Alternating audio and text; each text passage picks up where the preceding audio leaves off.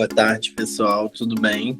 Eu sou Anderson Alves, venho, através dessa videochamada, fazer a apresentação ao quinto colóquio de raça e interseccionalidade, né? O primeiro congresso Afro-Latina e Caribenho.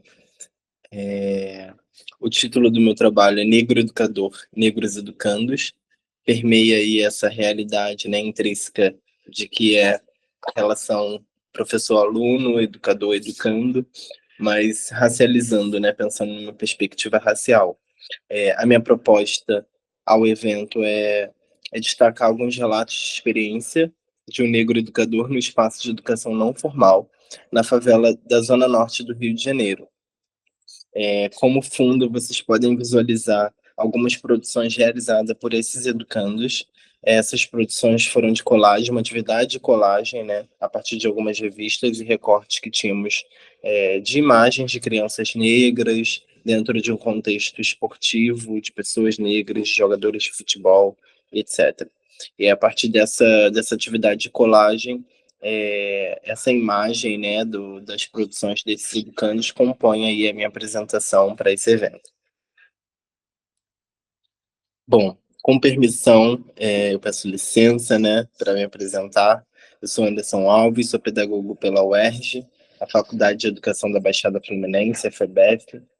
Sou mestre em Educação em Contextos Contemporâneos e demandas populares pela Rural, a Universidade Federal Rural do Rio de Janeiro, o IEM, mais especificamente, né, Instituto Multidisciplinar, que fica em Nova Iguaçu. Atualmente, né, eu estou como pesquisador e doutorando em Educação em Ciências de Saúde, no CCS, que é o Centro de Ciências de Saúde da UFRJ, Universidade Federal do Rio de Janeiro, e debruço-me sobre os estudos de gênero, sexualidades e as questões raciais, né, a partir das questões de território, de identidade, e, e para essa apresentação eu proponho ao quinto colóquio de raça e interseccionalidades e ao primeiro congresso de investigadores afro-latino-americanos e caribenhos, traçar luz frente às práticas educativas e antirracistas, né, no interior dos espaços do terceiro setor, mais especificamente das ONGs, dos institutos. E aí, discorrendo sobre o tema, né, eu vou buscar relatar uma experiência vivenciada a partir de algumas aulas e atividades realizadas nesse centro educacional esportivo, que está num território na zona norte da cidade do Rio de Janeiro. Ao pensar aí os horizontes epistêmicos que configuram os espaços e os processos colonizantes, as práticas das subjetividades que dialogam com as instituições, projeta-se um caminho de ida sem volta, embora a situação atual transcorre por práticas emancipadoras e restitutivas de subjetividades veladas. Como aporte teórico, eu busco me debruçar sobre Bell Hooks, né, a sua obra Ensinando a Transgredir. Eu abordarei no primeiro momento o espaço da educação não formal como uma potencialidade no processo de descolonização das nossas mentes, das nossas práticas, das nossas posturas, ao vir se constituindo como um esboço em criar novas formas de construir uma educação como prática da liberdade. Então, dentro das atividades que eram desenvolvidas, né, nesse espaço de concentração, nessa sala de aula, eu realizava atividade de reivindicações, mas com pautas, né, antirracistas, debatendo ali com os educandos as questões do racismo no cotidiano, e aí como a linguagem desse espaço, né, desse centro educacional esportivo era o futebol, era o esporte, a competitividade, uma das frases que mais se destacou foi esse trecho. O racismo não é um jogo, né? Elaborado pelos próprios educandos.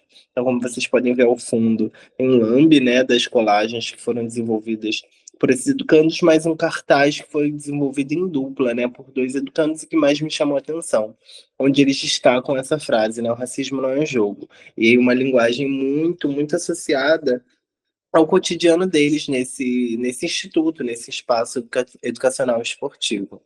É, Dentro desse esboço, eu vou pensar as práticas pedagógicas, né?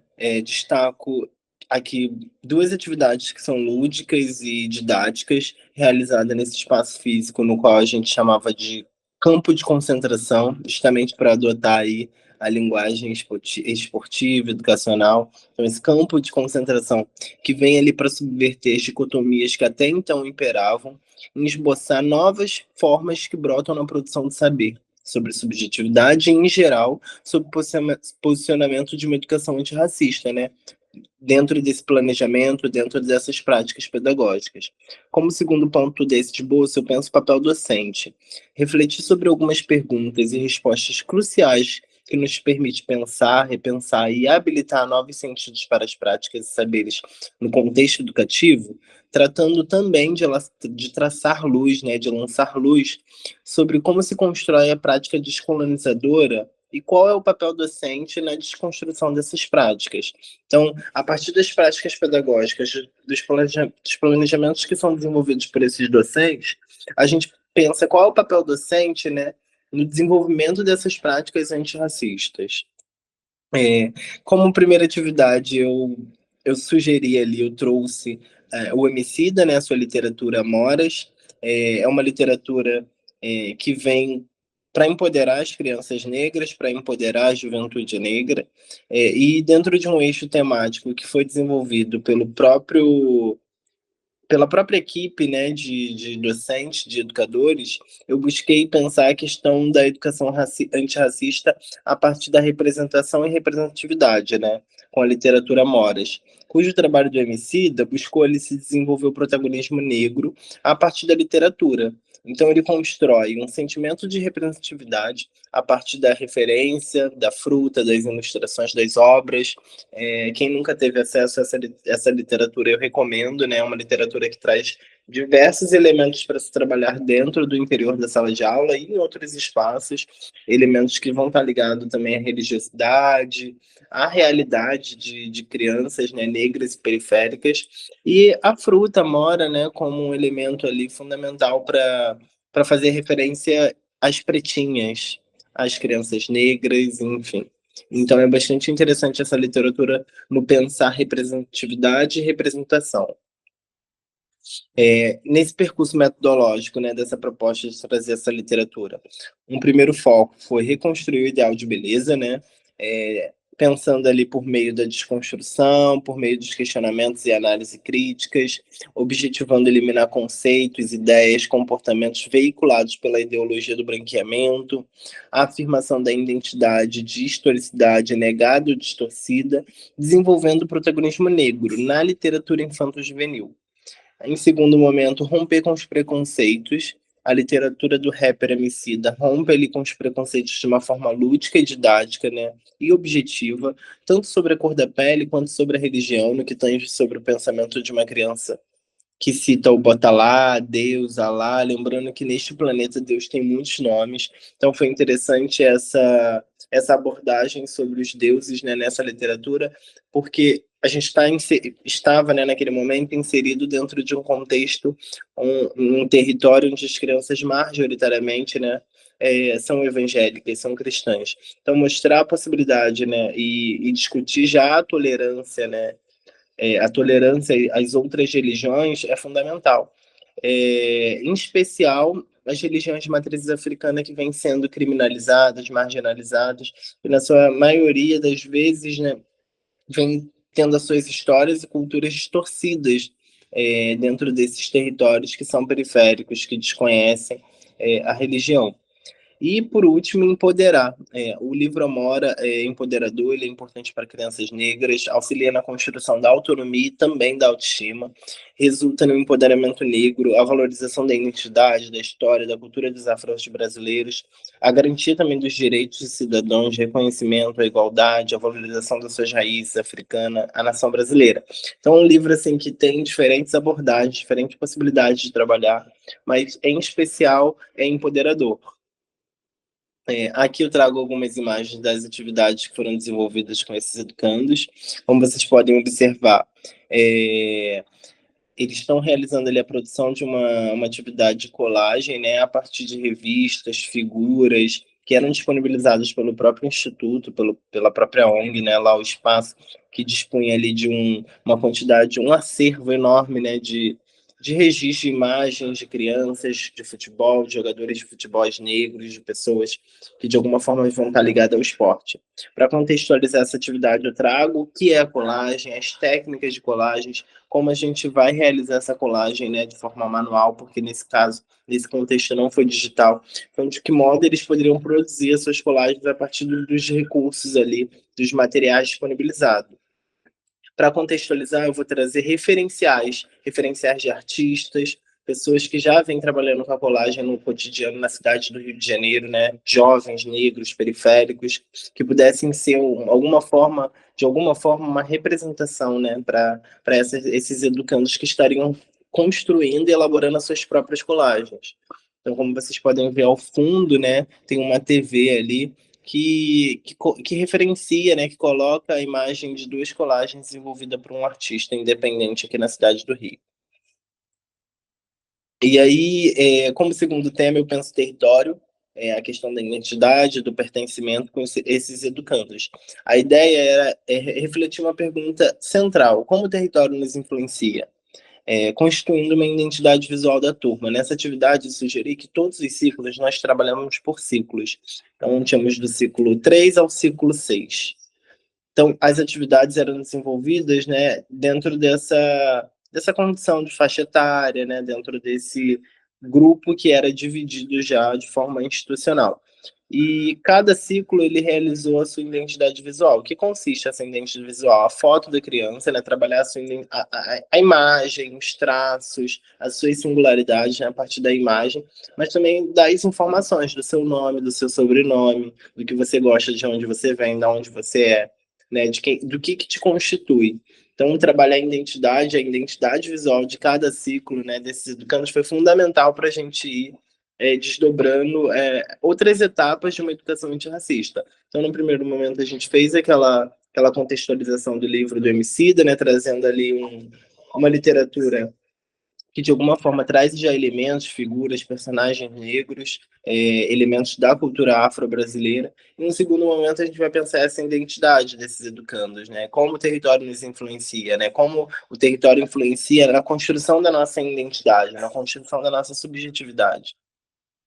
Como primeiro passo, a ideia foi desconstruir o imaginário social que estigmatiza e cria, né, estereótipos sobre pessoas negras e indígenas. Num segundo momento, contextualizei com os educandos que corpos negros ainda são vistos como vítimas e não como sujeitos. No terceiro momento, a ideia era conscientizá-los, sim, sobre nossos corpos ainda serem objetificados, marginalizados, criminalizados. Então, é importante, sim, sinalizar a essas crianças, esses jovens, esses adolescentes, o que o mundo, né? O que o mundo proporciona a uma pessoa negra, o que o mundo espera de uma pessoa negra. Então, é importante eles terem consciência para saber lidar com as situações do racismo, que é estrutural, do racismo cotidiano, das suas realidades que são diárias, né? Das violências que são diárias.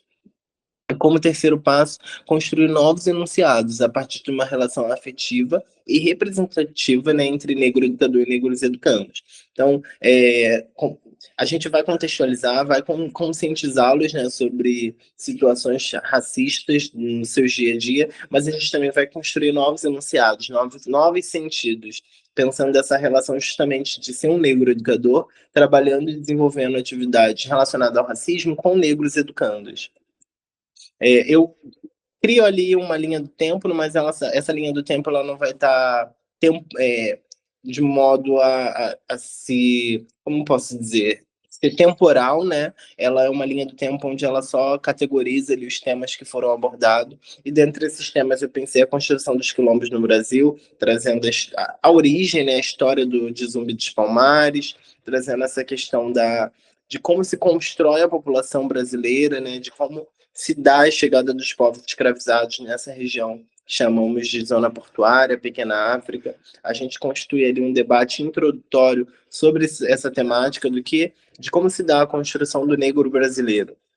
Em segundo momento, a gente vai pensar a questão do território, do pertencimento, do lugar da onde eles vêm, da onde eles estão, da onde eles circulam, né? Esse lugar de onde muitas vezes eles nem saem. E a partir desse território, a gente vai pensar a construção da identidade, dessa identidade que é cultural, mas dessa identidade também que é pessoal, que é subjetiva. Em paralelo, a gente vai fazer uma discussão que vai estar relacionada a gênero e sexualidade, né? Fazendo uma intersecção dos temas, porque a gente não se discute, né, questões raciais desassociada de classe, desassociada de gênero. Então a gente vai pensar em equidade de gênero, feminismo negro, feminicídio, misoginia, machismo, elementos cruciais para se debater dentro de um contexto que é uma favela, que é uma comunidade, onde essas situações são recorrentes, né, de feminicídio, de machismo. E aí, para pensar a questão do feminismo e as questões de gênero, se trouxe o feminismo negro, o mulherismo africano, para se debater com as meninas negras, de modo que elas se sintam representadas também por esse movimento, por essa articulação que se diz acolhedora, né, de pautas, de reivindicações. E aí, por último, um tema, né, nessa linha do tempo, eu venho buscando pensar a valorização da cultura negra e indígena a partir do cotidiano. Então, a gente vai pensar o território dessas crianças, a identidade dessas crianças e como a gente trabalha a valorização dessa cultura, né, dos povos negros e indígenas a partir do cotidiano dessas crianças, a partir de onde elas estão inseridas. Aqui eu trago algumas atividades que foram feitas de pintura com esses educandos. É, é um centro esportivo, educacional esportivo, tem muita ligação com outros institutos e espaços que são de outros países, e por isso esse vínculo, nessa articulação que se tem com crianças e adolescentes também da Alemanha, esse diálogo que se tem, esse forte diálogo e parceria que se tem com apoiadores, né, do trabalho que é desenvolvido nessa comunidade, na zona norte do Rio. Nessa atividade, especificamente, a gente desenvolveu uma atividade de pintura com vela.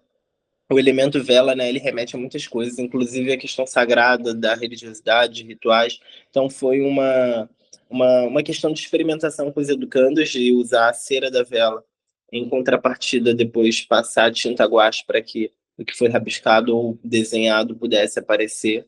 Eles ficaram bem surpresos com essa técnica, né? Então, isso já é desenvolvido ali o processo de experimentar, de conhecer, de pesquisar, de entender o que pode ser feito com determinados recursos. Foi uma atividade bastante interessante, onde eles ficaram bastante engajados em realizar, como vocês podem ver na imagem, né?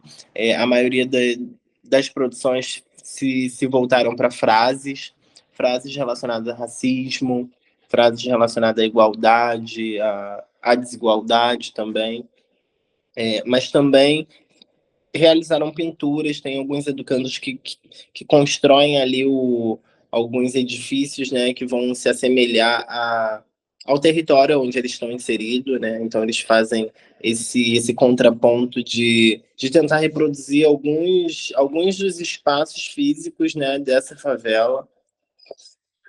Nesse segundo momento, a gente realizou uma oficina, uma atividade de colagem, utilizando ali os recursos disponibilizados pelo Instituto, então imagens de jogadores, de crianças negras, de campo, de gol, de bola, e aí alguns, né, usaram a técnica de usar imagens sobre imagem, né, e outros de colar uma imagem em uma folha em outra folha. Então vocês podem observar que foram uma gama de possibilidades de fazer colagem,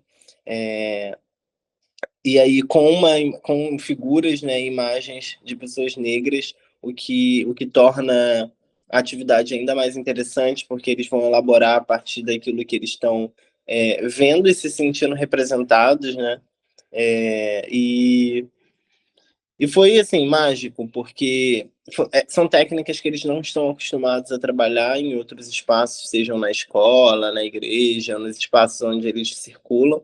A escola normalmente está muito habituada a trabalhar pintura, né?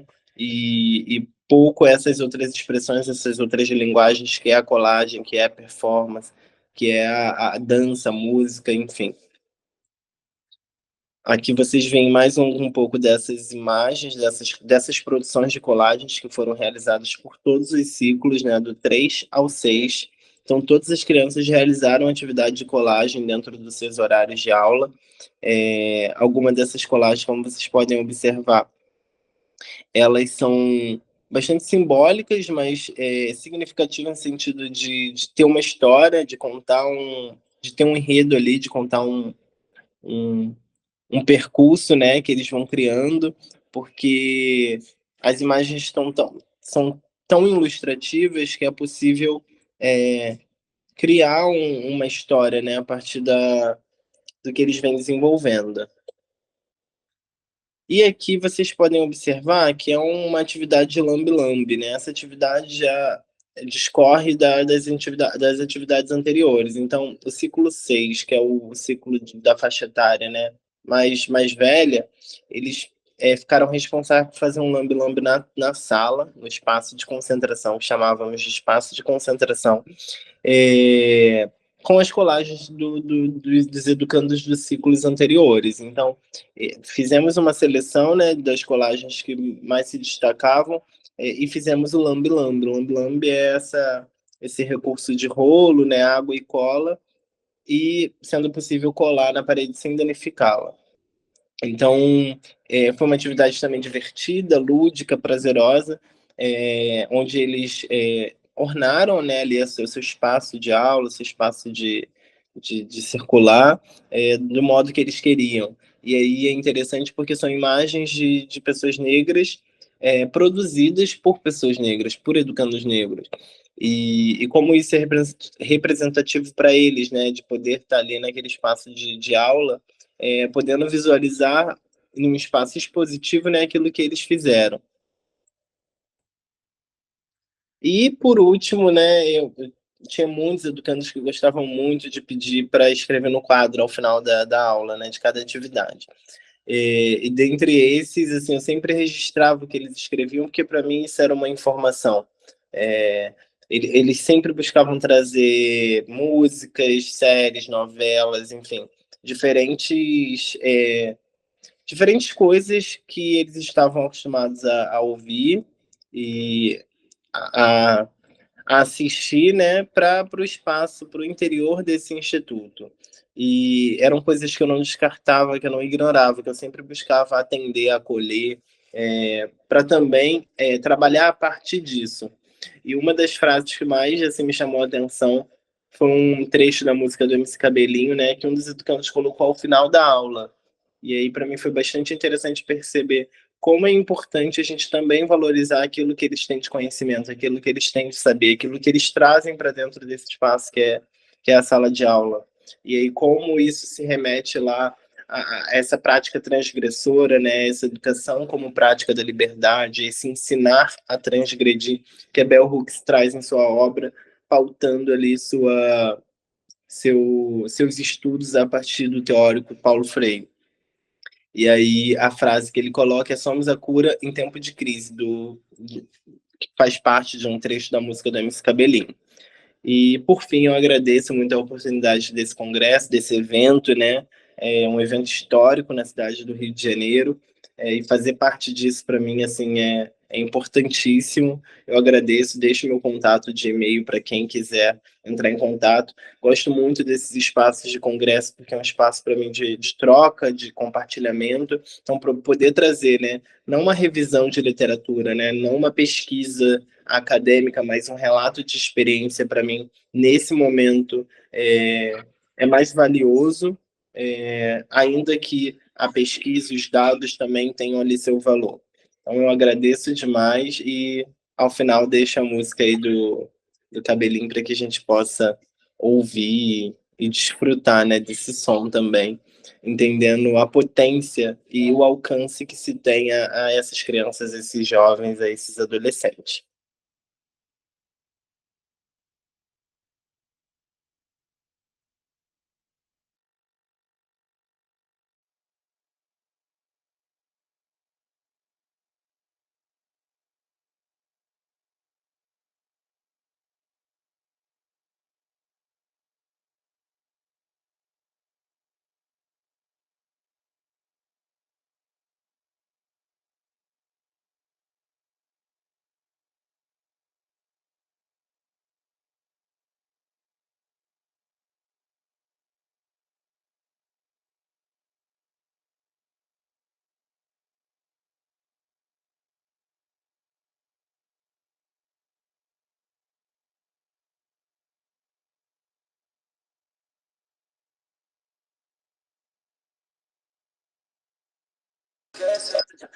Você tá sabendo.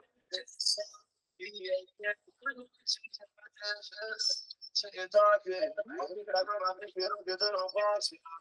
Eu sei como é que pode. Eu preciso que tu pode. Você tá no show, mas tu fica lembrando, vai melhor